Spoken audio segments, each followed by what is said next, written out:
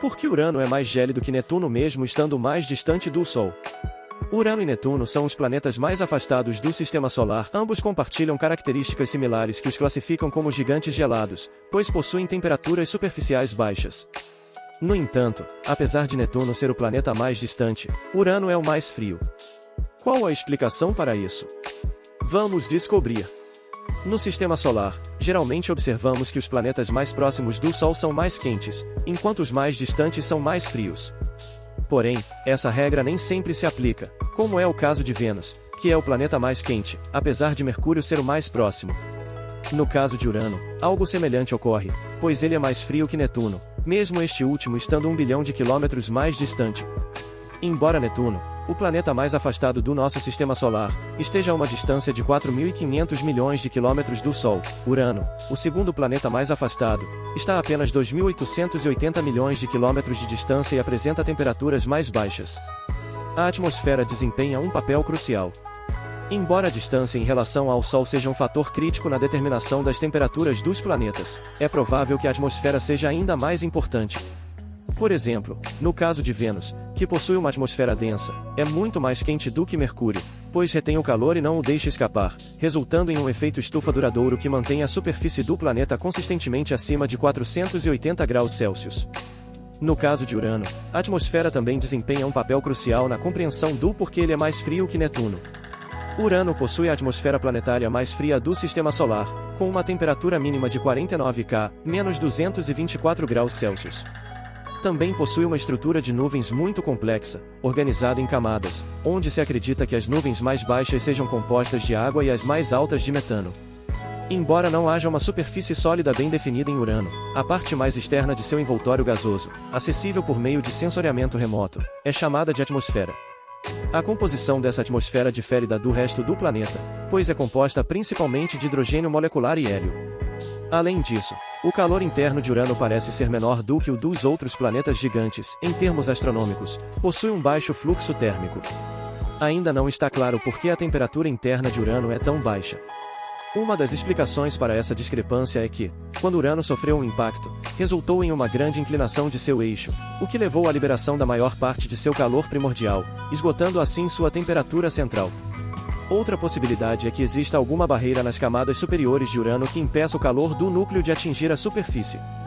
Por exemplo, pode haver convecção em diferentes camadas com composições distintas, que inibem o transporte de calor para cima, resultando em uma perda de calor mais lenta em comparação com outros planetas.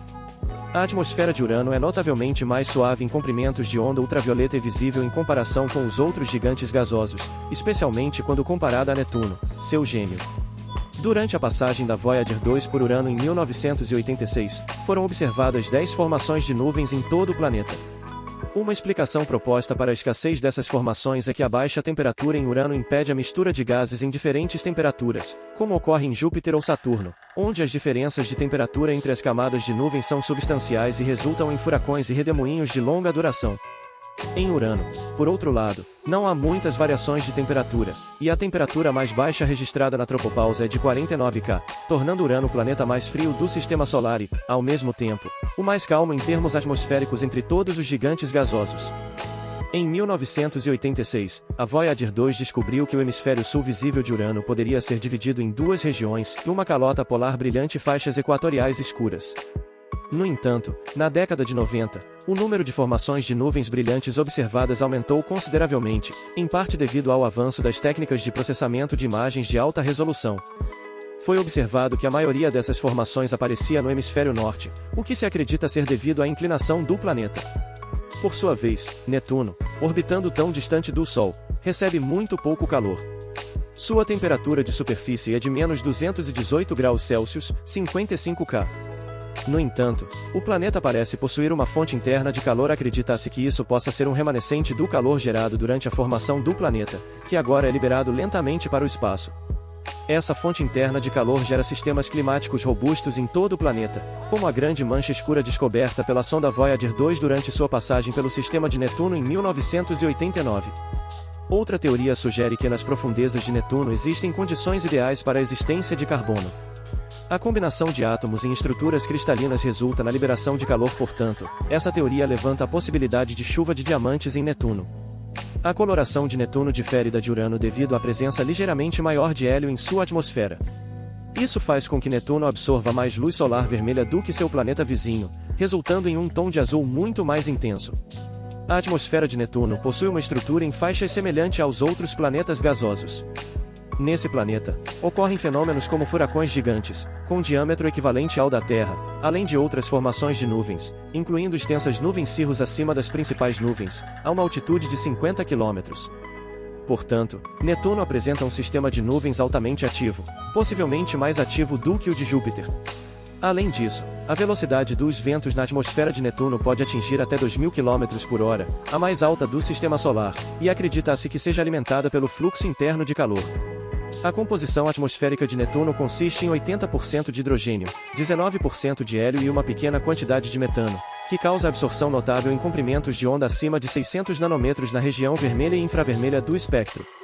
A meteorologia de Netuno é caracterizada por sistemas de tempestades altamente dinâmicos, com ventos alcançando quase 600 metros por segundo, 2.200 km/h e, às vezes, atingindo velocidades supersônicas.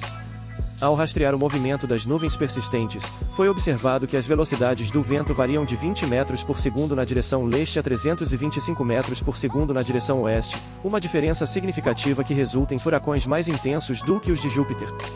Na região superior das nuvens, a velocidade predominante do vento varia de 400 metros por segundo no Equador a 250 metros por segundo nos polos. No entanto, em geral, a maioria dos ventos em Netuno se move em direção oposta à rotação do planeta, o que é semelhante ao que ocorre em Vênus. Comparado a Urano, Netuno é um planeta muito mais ativo, com mais tempestades, ventos e uma troca constante de temperaturas entre as nuvens internas e externas. Em contraste, Urano possui uma atmosfera muito mais tranquila, com poucas variações de temperatura e, portanto, menos nuvens tempestuosas ou furacões em comparação com os outros planetas gasosos. A inclinação de ambos os planetas é notável. Se há algo pelo qual Urano é conhecido, é por sua inclinação quase completa em relação ao Sol, em um ângulo de 97 graus.